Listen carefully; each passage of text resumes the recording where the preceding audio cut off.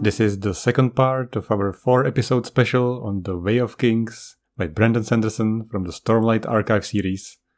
On this episode there are no spoilers, just an extremely nerdy discussion about the concepts, the world building, and all the mechanics of this Cosmere universe-verse thing, place.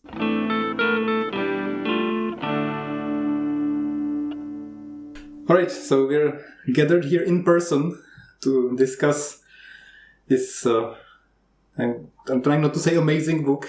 It is though. Yes. This long book. It's amazing, but it's also very long. We planned this part. We're gonna talk about all the concepts and the world building elements. So we're gonna pick a topic, get straight into it, and we're gonna each of us just. I have many questions for you and many opinions about this. Okay, go for it. We're gonna take turns. So I want to start with the swords, because every epic fantasy story has to have a famous sword. The third book of this isn't trilogy. It's like decatology. Decalogy. I think it's decalogy. Oh my god. Cool. Decalogy. Exponentially expanding decalogy. So the third book is like Oathbringer, I think. Yes. This is why the name of the sword, like this amazing sword. Maybe not. Okay, let's not get into that. It's the name of something. It has other meanings. It is also the name of the sword. Yes. For me, as far as I know, after the first book, it's just a sword. Yeah. And you have to have a gimmick. And this gimmick, these swords are very special. It's like a shard blade. So you don't have a lightsaber. You don't have a Valyrian steel sword. Yeah. So these swords are basically, when I was a child, I really liked the game Soul Reaver.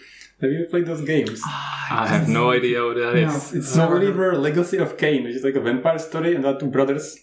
And the brother who has this Soul Reaver is the name of the sword. Like Cain and Abel? Or? Yes, basically. Okay.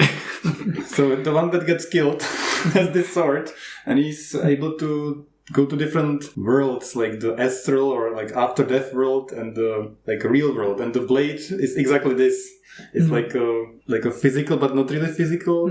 It's like a sharp like edge but not really sharp edge. It's like actually you can see it but it's kind of blurry. It like goes through things without like hitting them, but it damages them. Okay. It's like it's this. Maybe Brandon was inspired by that. We actually don't know. Yeah. So this implies many interesting mechanics in the story. For instance, that just killing people with it makes you go through them, which would get you off balance and such, right? Yes. So I think in this sense, you really put in the work how to make this work, both like in the fighting style and how this would impact fighting within a battle. There is this YouTube channel I've been watching forever called Scalagrim. Yeah. And where it is this guy who talks about like medieval weapons, mainly swords. I remember like ages ago, I watched a video he made about sharp blades. And he explained how, well, first, like, he really liked the concept and everything else, but also how they had some form of realism in the fighting styles. And I really understand why, because if you read the way they fight, it is mentioned a few times they use stances.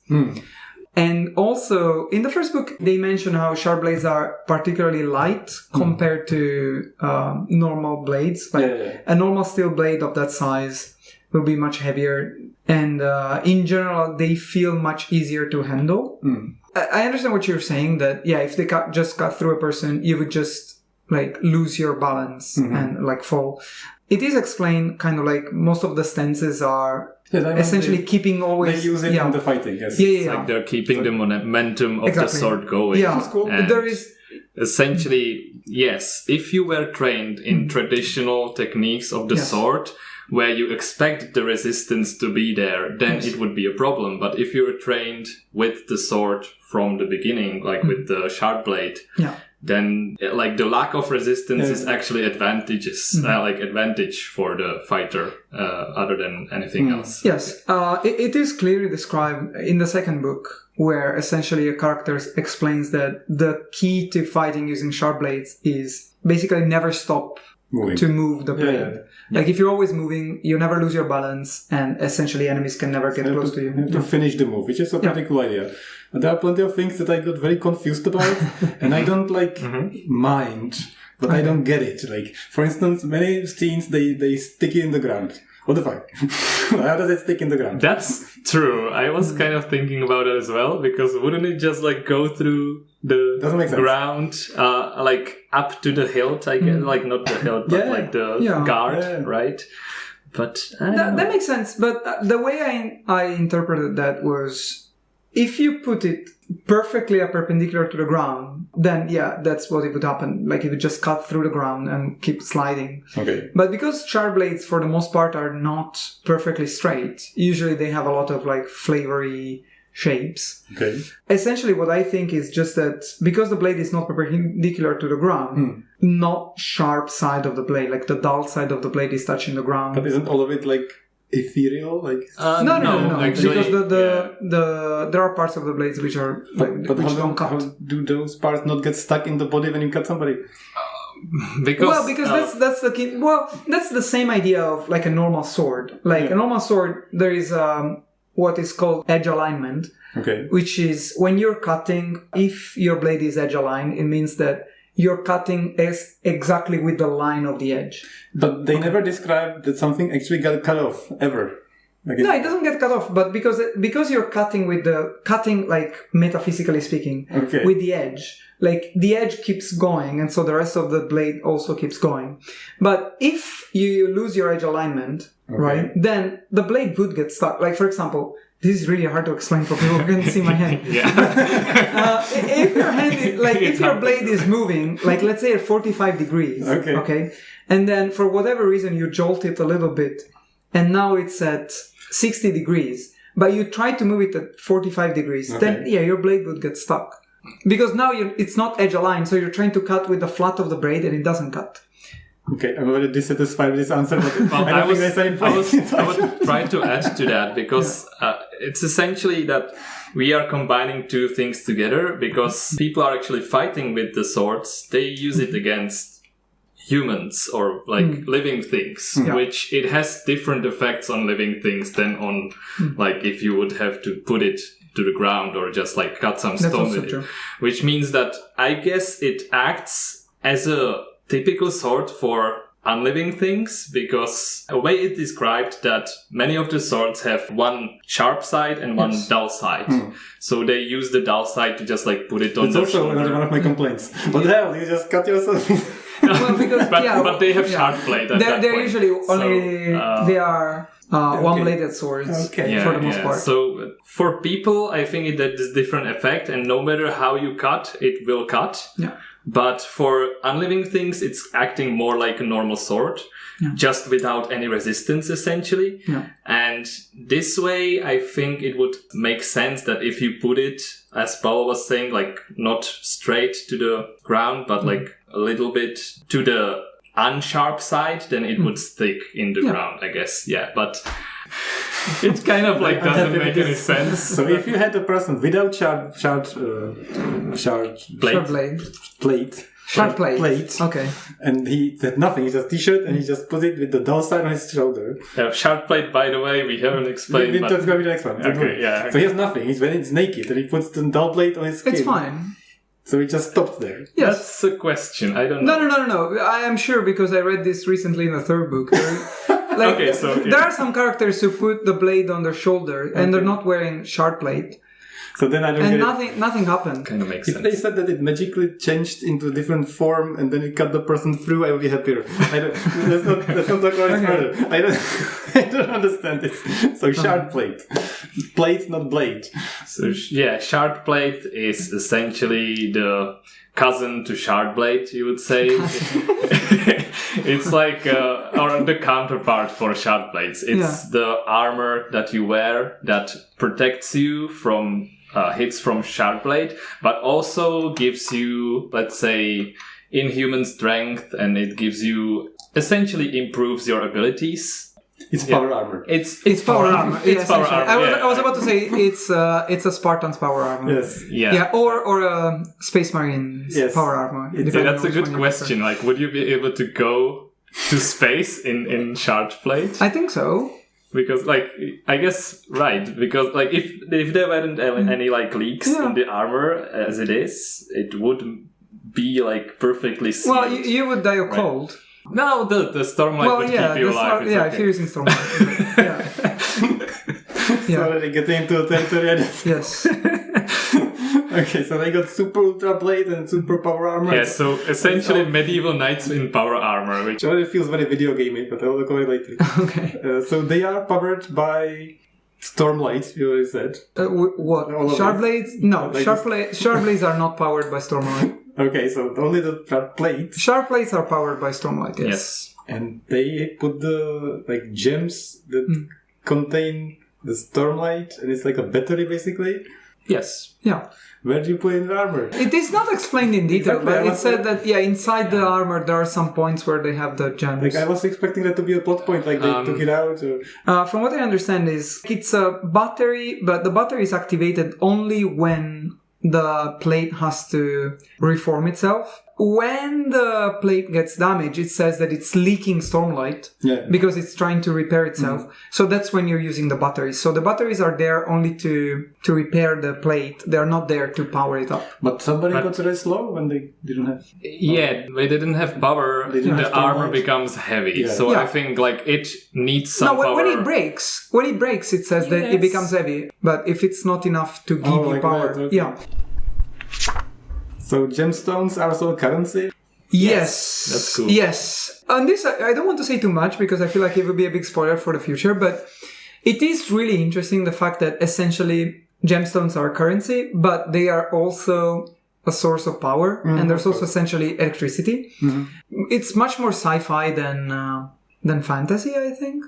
It is. There are many things in this book that are almost like... Yeah. Are you waiting for the aliens? Are you still hoping that... Yes. Are they going to a different planet? Yeah. Are the Parchment aliens? Yes. They already have like weird shit on them too. Maybe. So the animals in this world, some of them have also these like gems, and they are gem hearts. Yes. But the gem hearts are not gemstones. Are they? They are like, I guess, unrefined versions of the gemstones, you could say. Yeah, because this is the point. Like, if you think about it, right? Like, the currency are all like precious stones, right? What in our world would be extremely rare, like diamonds and rubies and emeralds. But in this world, essentially, they're everywhere. Even though they never speak about mining them, if you think about it. Because... from what is implied is that they harvest the gemstones from the gem hearts. It is said that there are a lot of beasts which have gemstones. A lot of... In the first book, the chasm fins... Is that how you pronounce it? Chasm fins. Like it's super difficult. Excuse me? It is a chasm. Chasm fin. Yeah, chasm fins. Chasm fins, they have these very big gem hearts from which they can get a lot of gemstones. But I'm pretty sure that they mentioned that also smaller animals have gem hearts. But my question is, so you just said they get a lot of gemstones from a gem heart. Yeah. What? This is not explained at all. Like how this happens. They describe them to be like spheres or something shiny and nice. It's essentially a precious stone inside of a glass sphere. Yeah, that's like the refined sphere. And the precious stone is by some artisan, like our artisans would cut diamonds too. Why don't they ever say this in the book? No, this is explained kind of sad, at some point. But it is explained also in the first book. For example, the Parchment only have kind of like uncut, like unrefined gemstones in their beards. Which says that they are not put in the spheres and they are not cut, so they don't keep Stormlight as well. Okay. Yeah. But the creatures, they cannot live without this in them. No. Yes. Yeah. No, they cannot. No, they cannot. Yeah, sorry. I'm becoming like a Japanese person. Yes, they cannot. Yeah, I'm becoming like too Japanese. I'm saying yes, they can't. Okay. No, they can't. No, they can't. Yeah. It's their gem heart. It's their heart. So they die without it. So if you suck out the Stormlight from them while they have it in them, they die. It's not Stormlight. It's only the stone. Yeah, I'm not sure if they need Stormlight. I thought there's Stormlight in the stone in the gem heart. It's not clear, but I don't think so. I thought that was how they live. I thought that was... That's that's a very interesting point. That's how I understood it. I don't know. I have no idea either. It's like from evolution standpoint, they're having a stone is essential for them, but it might not be essential because of the stormlight. It can be essentially in a different way, which is a spoiler thing, so let's not say that. But if they don't have stormlight in them, a bunch of this book doesn't make any sense to me, because you just said the gemstones are everywhere. Anybody can have them. Yes. And if they are without stormlight, without the charge, without the battery, without energy, it's worthless. Well, they're but you not can worthless. recharge them. Yeah, you can recharge them. Yeah, but why do they fight for these gem hearts so hard? Because then they can get gemstones. But then you just said they were everywhere. No, they're not everywhere because like they get them from the animals. They mentioned that before finding chasm fins, they essentially drove to extinction every other animal which had big gem hearts. So it's not like everywhere. It's hard to get. Yeah. But many people have that. Okay.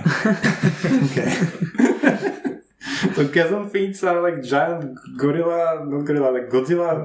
Yeah. Godzilla, like super lizards somewhere walking in a chasm and killing people. It's not a lizard. It's more of an insect. In my head, at least, it was more like a mantis. Giant, not even mantis. I would say like a giant crawfish. Or it's a zerg. It's an ultralisk, essentially. Yeah. It's not a kind of crab or some kind of creature. Yeah, it has like a big crust. It's very tough and it's very angry usually. And it makes a chrysalis, which is something that in my mind is tied so much to StarCraft because there are so many missions that are chrysalis in StarCraft. Yeah, like a cocoon. It's like a cocoon cocoon from stone, I guess. Okay. Yeah. So, what's a better hobby than to go on a hunt for this bastard beast? Yeah, sounds really fun. It's like you have fun and you make money while doing it. So all these light eyes or bright lords or whatever, they feel like brown eyes or like dark eyes. Then you're basically, you're basically at the bottom of the racist chart. Well, I would say, like it still depends. We will talk about this later, I guess, when we talk about the races.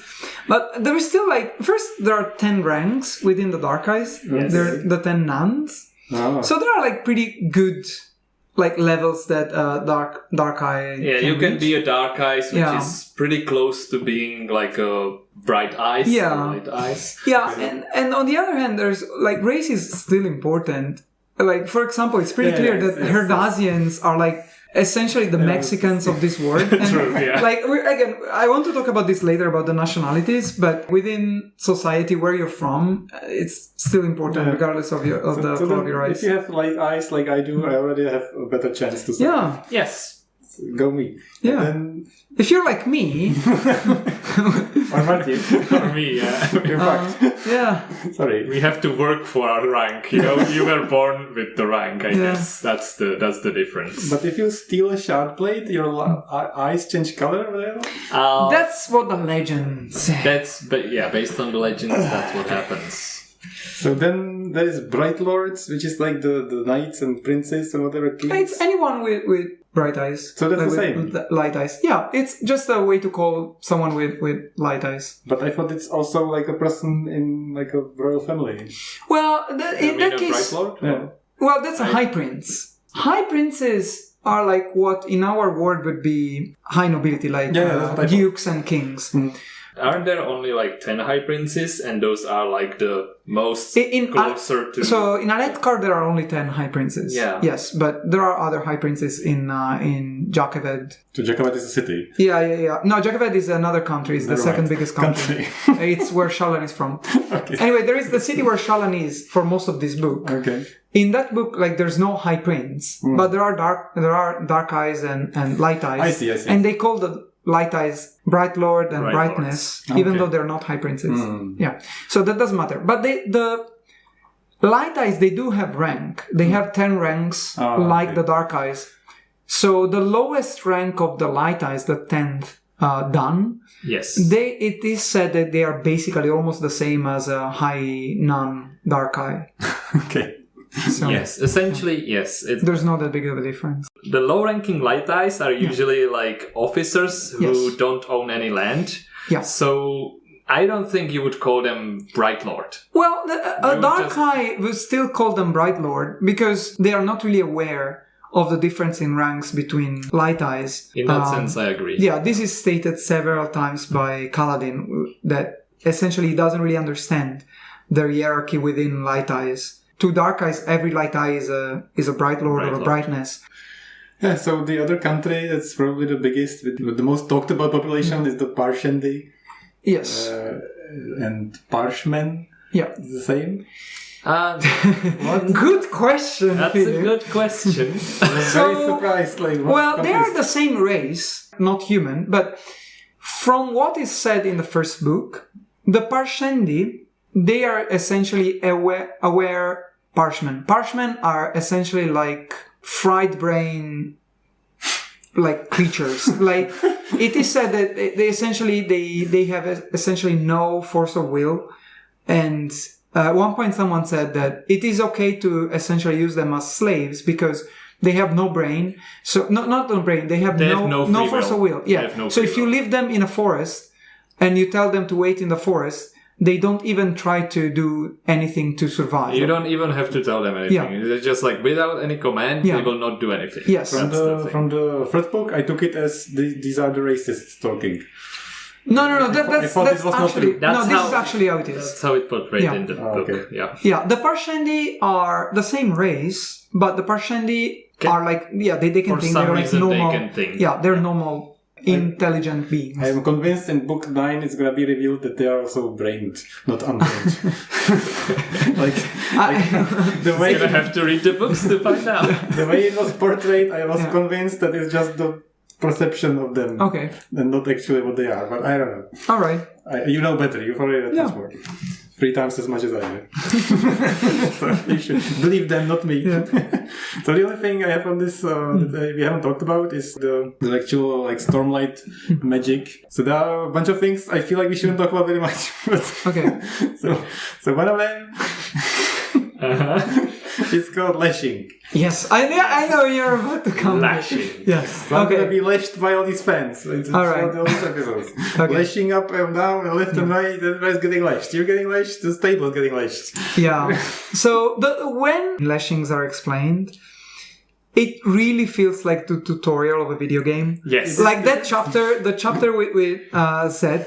Yes. Like it really feels like the tutorial where essentially he's explaining. Mm-hmm. Like it's like the first mission of an Assassin's Creed. He's already an expert assassin, so he already knows everything. He only has to explain it to the player. Yeah. So he's saying, "Oh, here's how I do these things," and he explains it like in detail. It's really cool, but it really feels like a tutorial. It's a video game. Yeah. So it's the most video game book I've ever read. That's the only part where I felt it was a video game more than an anime. Everything else is an anime. But it also says about how Seth is actually thinking. Yeah. Like he's a very analytical person within himself. So I think it would make sense that he is thinking about it in this way. Sometimes it is a little expressive. Just to clarify, I love video games, so this is a good thing. Yeah, it's really fun. But should we explain lashings? I don't know how to explain this. I have many questions. I don't want to talk about this. All right. I guess now. Okay, yeah. So what is it? I don't just lashings. You tell me. So it's essentially controlling the laws of nature a little bit. Lashing in its basic sense is just controlling gravity. Yes. But it has it's not controlling gravity. It's controlling the direction gravity is pulling from. It sounds really complicated, but essentially, okay, think about this. Our weight essentially is just a vector of our body mass, which is going towards the center of the planet. Okay. So it's this arrow that connects our mass to the center of the planet, right? So what a lashing does is that it changes the direction of the arrows. Yeah. Okay. What you can do with lashings, which is extremely interesting, is that not only you can change the direction of the arrow in any direction. So if it goes up, essentially you start floating up. Mm-hmm. If it goes forward, essentially you start flying forward. Well, technically you're folding forward, but that's what you're doing. Interpreted as But flying. You can also, when you're changing the direction, you can also split the intensity of the vector. You can change the length of the arrow. Exactly. So you can break it into different arrows. Mm-hmm. So what you can do is, for example, at the start, you have your arrow pointing down, straight down, and that's 100%. If you break this arrow, okay, two arrows, one pointing up and one pointing down, so in exactly opposite directions, essentially you become weightless because half of your mass is drawn up and half of your mass is drawn down, which means that essentially your weight is 0. Your mass hasn't changed, but your weight is 0. Yeah, and that's how the lashing works. Exactly. If you break it into 75 and 25%, then essentially your weight becomes 50%. Cool. And also one of my favorite parts in this. Exactly. Yeah. And you can also do something even cooler, which is you can increase the intensity of the vector. For example, if you do a double lashing, it means that now your arrow is pointing, for example, up, but at double the strength. So essentially your weight is doubled, but in the opposite direction. So you're falling at double the speed. Towards the sky. Towards the sky. Yeah, so you can fly really fast. Yeah. You said it's very complicated, but it's super simple. And if you start to think about the details, I'm not very sure this makes any sense. But what I like about this, it's one of the magic systems that Brendan is using in this book, and it's connected to very basic understanding of nature and physics. And I think it's like really easy to connect to how it works and just like imagine how can work. I'll accept it. Well, and I like it. I am sure that if someone has more physics knowledge than me, which is not so hard, they can break this down and explain why this is bullshit. Like, I can completely believe that. But to me, that's the point. Like, it doesn't have to be perfect. It doesn't have to be scientific. It's just that it is convincing enough for me to think, it is grounded enough in real science to make it believable for me. Like I said, for this purpose of the story, perfect. Love it. I enjoy it so much, but I cannot think about the details. Like, you already answered all my questions. So he lifts himself up and he's on the ceiling. Yes. So he steps off and falls out the window upwards in the sky. Yes. So, okay. Let's say it just takes the sum of gravity force and just reverses it. So you're flying upwards. And the Earth repels you with the same force that it would attract you. So when you get away from the Earth, does it mean the power gets less and weaker? It's all these problems. That's a good question. I don't think so. I don't think so either. And that doesn't make any sense. No, it makes sense because your first assumption is wrong. Which is, I didn't say this is you're attracted by the gravity of the Earth, because you're not. Fundamental forces of physics, such as gravity, they are not something natural. They are something that you can control. So you're not pulled by the gravity of the Earth. There is essentially like a spren or like something that is like the spren of gravity, which is keeping you grounded to the Earth. I was trying not to talk about that because it feels like spoilers, but I don't think this is a spoiler. I haven't read anything. It's not really that spoilery, but so essentially, you are not in this universe. You are not attracted to the Earth because of the mass of the Earth. Like, you're not following, like, you're not in a Newtonian universe. You are attracted to the Earth with this vector I was talking about, but not because the Earth has a bigger mass than you, but because there is some external force which is pulling you down. So essentially, you're just acting on this external force. That's why it doesn't matter where you are relative to the Earth. I'm very unhappy about this. Let's not talk about it any further. I have more questions. What if you lash a kilogram of feather and a kilogram of steel? Which one falls up faster? I think that's the same physics applies as in our universe. Well, in the void, is still going to be there. Yeah, in the void, they would fall at the same speed, but because there are winds, you are affected by winds. That is clear. Okay. It's a good question. So you lash something falling upwards, and then you unlash it while it's starting to fly up. What happens?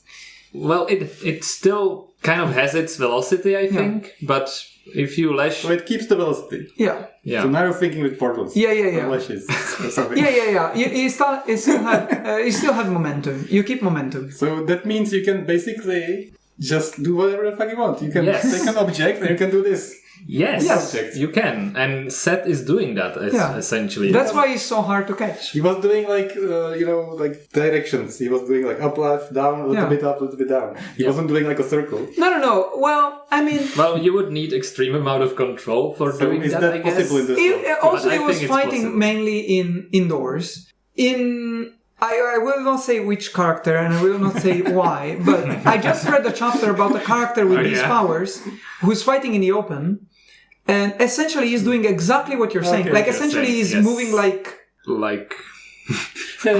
Superman. Like, he's inflation. Yeah. So can you fly? Essentially, you can fly. It's just that you're not flying; you're just falling in different directions. You're changing the direction in which you fall, and by that you're essentially flying. Exactly. So if you lash things, does it take more power to lash a bigger thing? Yes, I think so. Yes, it takes more. It takes more. Does it matter Stormlight. if the thing has Stormlight in it? Yes, it matters a lot. So hopefully, yes. Yes. Okay, I'm satisfied for now. I'm sure we'll talk about this again. Yes.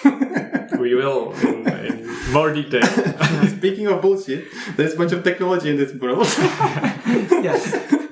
And somebody decided to call somebody on a magic stone phone or something. Yeah. Well, it's not a phone. It's like a telegraph. It's called Spren read. Yeah. And it's a phone. What the fuck? It's a telegraph. It's not a phone. You don't speak. You don't transmit sound. You transmit like what is written. But it is explained later how it works. Explained how it works, and it makes sense how it works. Well, essentially, like what you do is that there are some gemstones. You have this fabrial, I don't know how you pronounce it, but you trap a spren within it, and then you cut the stone in two parts. Spren is the answer. Yeah. So you cut the stone in two parts, and the two sides will move exactly at the same time in the same direction. Yeah. You can also have this is with rubies. If you put it in an amethyst, then it does the opposite. So, for example, if one side moves down, the other side moves up. That's how it works. So Spren is the answer to my issues, all of them. But my big issue is how the fuck do you type or speak? So you talk to the Spren and he listens. And you don't speak. You write. You just write. You write on paper. It's essentially the gemstone is attached to a pen. Yeah. And you move the pen, and the other pen which is connected moves exactly the same. So pen at the other side is moving the same way. Well, I said it's a telegraph. It's not a telegraph. It's a fax. Yes, it's a fax machine. It's a fax machine. Yeah, that's what you're instantaneous doing. transfer, I guess. Yeah. So does it take time to transfer this? No, it's instantaneous. It's instant, and they have to be there at the same time in order for this to work. Yeah. So can we talk about Spren? Yes. Sure thing. We started talking about this. I'm so conflicted about Spren. How do you like Spren? I love Spren. I think we will need to discuss this further after you read the third book. Yes. Because it goes much deeper than what you think at first. I think by itself, for what you see in the first book, it's a very interesting concept. And it's just... I think it's just fun to imagine, when you have a certain feeling, this feeling is visualized by these things. So that's pretty cool. But I like it, but at the same time, it somehow feels dumb. It sometimes feels like, feel this, please. Yeah. So we haven't said what this is. Sorry. Spren essentially are physical manifestation of mental concepts. So, for example, the most common thing is feelings. So, for example, if you're hungry, you will see hunger spren. If you're angry, you will see angry spren. But some of them are more manifestations of physical things like life spren or wind spren or fire spren and so on.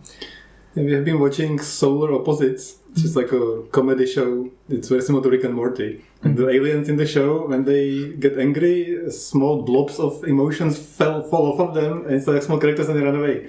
And I was like, is this connected somehow? No. Every time they get angry, they get an anger blob coming out of them.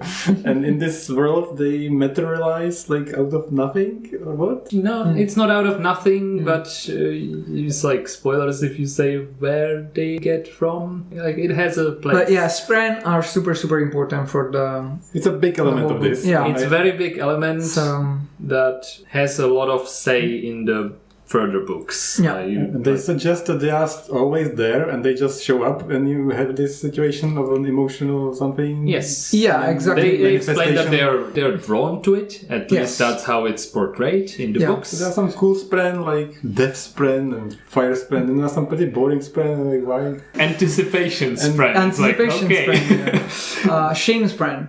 My problem with this is how many of them are there? Is it constantly everywhere? Well, there is a character as there are thoughts in human minds. So it's constantly everywhere. Well, Yes. so there are a ton, and some of them are extremely rare, it is said, and some of them are said to appear only in certain places. I really like the fact that they are constantly described. I think it really adds to the visual element. Because some of them are really cool. Like Anger Spren is like these pools of kind of like blood dripping on the floor. Or, Hunger Spren are kind of like brown mosquitoes. Things like that. I think it's really cool. Here's the problem. In the book, they are described every time. For example, they see some plants, they see, there are some plants and some live spren, like green dots bobbing around the plants. Every time, before the battle, anticipation spren, like streamers flying in the wind. Every time he feels the need to say how they look like, and it becomes a bit too much. I didn't feel like that for the book. I think it gets you into the mindset that they are essentially everywhere, and you can feel that they are really important without saying that they're important. So that's a good point. Yeah. I just try to think about like the real practical implications, and I'll be very worried and creeped out and annoyed, and like you're having sex in the bedroom and then sex And spren. then sex spren or like pleasure spren are appearing. That's probably a I thing. don't want that. Well, I mean, That's like they are so used to it. It's the same thing as if like a mosquito was flying here. Like, that's a bad. Yeah. Well, I think it's interesting because it means that it makes things like lying much harder. Okay. Like people who want to lie, Yeah. they need to be able to actually hide their feelings. It becomes much easier for people to understand each other's feelings. Essentially, it's a very good way for the writer to express the feelings of vast amount of people without using something that doesn't necessarily make sense. I agree. Yeah, I don't know how I feel about it. It's just strange. Okay. I'm sure there's much more to it in the 7 next sequels. I don't even like. I feel like it's just you, because when I remember when I was reading the book for the first time, Spren were really interesting for me. Like I was intrigued by how many different Spren there actually can be. I was too. And I was like, but I wasn't annoyed by their I existence. was kind of annoyed because they hardly ever made any.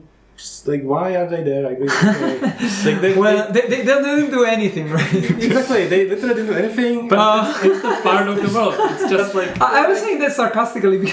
But it's the case. That's what annoyed me, because there was no purpose for them. Like rarely there was purpose for them. The purpose is that even the characters don't really know what they are, and through them you can kind of discover this like question that what's their purpose, like with the characters together. Yeah, so it's like a natural way to get you need to read more. Yes, because right now, like, you have this. I understand what you're saying, like they don't have any real purpose, but after you read, for example, even just the second book, if you think back about what you just said, you'll be like, oh, what was I thinking?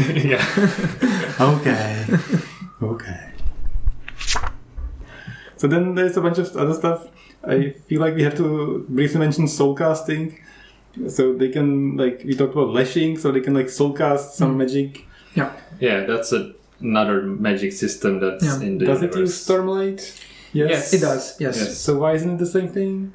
Why would it be? Why would it need to be the same using thing? Stormlight to do magic, so then... Well, Stormlight is the fuel, you could say. It's like saying, use electricity for a microwave and use electricity for a TV, so they should be doing the same thing. So then you can also surge bind. But surge bind is everything. Surge bind is the name of the term that you use for magic in the universe. Yeah, so surges are the fundamental forces of the universe, and surge binding essentially is manipulating these fundamental forces. Is what we were talking about before with gravity. Okay.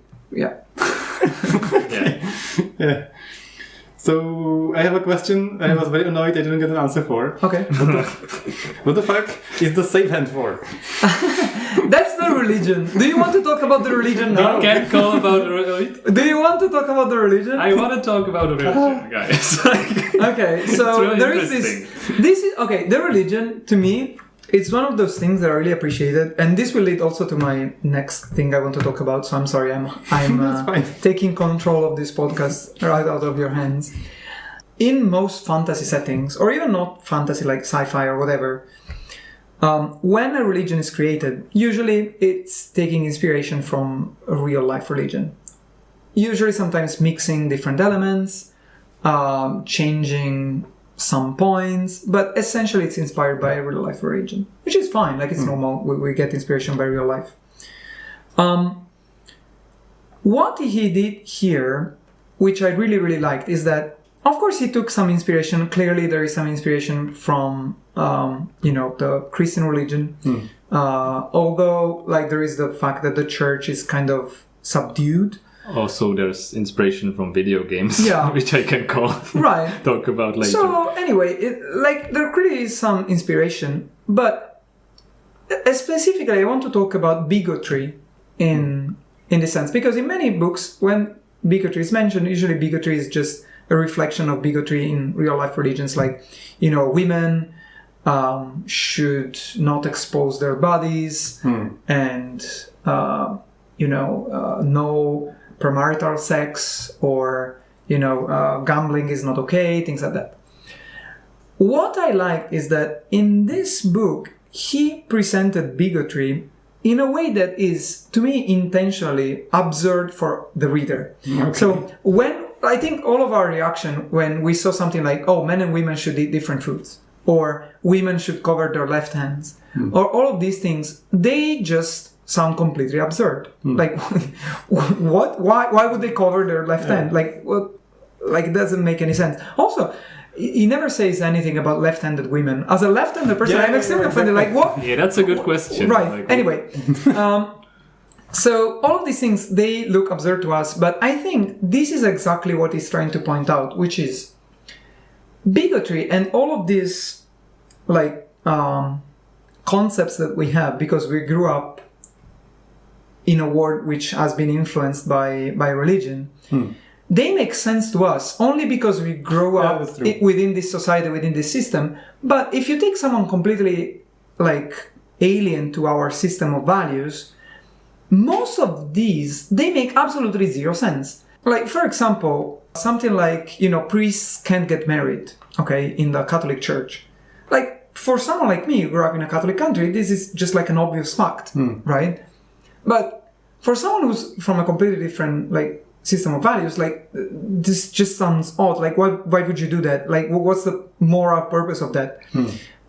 Or, in some Muslim countries, the fact that women have to cover their hair or cover their faces. Like, for someone like me, again, who grew up in Europe, that sounds like, why would you do that? It makes no sense. And I think he really wanted to transmit this feeling where in real life, no culture has these elements. Yeah, like, men and women need to eat different foods, or like women have to cover their left hand or something like that. So it just feels like super strange to us, and it's like, why are they doing this?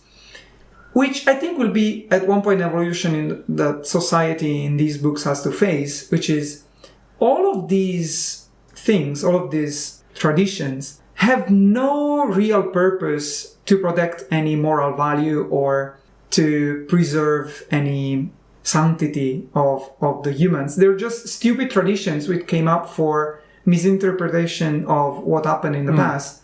And so they just became solidified, and now they are traditions. But for someone looking from the outside, they're just stupid. Yeah, this makes complete sense, and it's very interesting. But I didn't get this at all when I was reading it.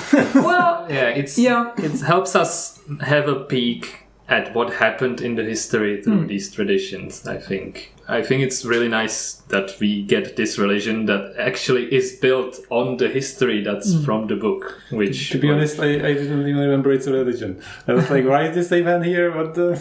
Yeah, it's part of the religion. Okay, so I forgot. I remember when they said it, and they never explained that it's like the thing that goes out of it. I never got. I was like, why is it here? The bigotry and all this religion.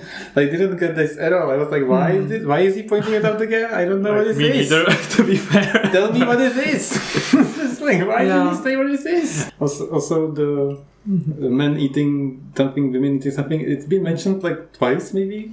Well, that is true. And I didn't pay any attention to this. The safe hand thing is mentioned several times, and even in the book, there is the thing I'm mentioning. Like, for example, there is one chapter where he's in a tavern, and in this tavern, women are not wearing a glove. so they have their safe hand exposed, and Seth says, men here seem to find this extremely attractive and arousing. But he said, I don't understand, it's just a hand. This part makes sense. I liked, but okay. I was so confused. So you answered, but I don't think the book answered this. Somebody told me this is a religion. Okay, I don't even know if they said that in the book. I don't remember. It's not a big deal, but there were so many of these concepts that were there constantly, and I was like completely out of them. I was like, I know of them, but I don't know what they are, and I'm just like being bashed by them here all the time.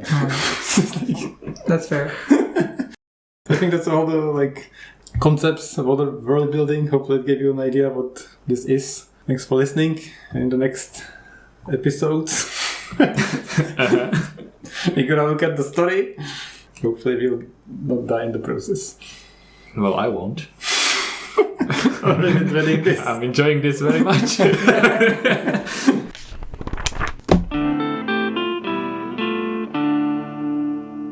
Thanks a lot for listening. Please rate us on Apple Podcasts, Audible, or Spotify. In the upcoming 2 episodes, we're going to look full on spoilers on the plot and hopefully survive it. So see you there.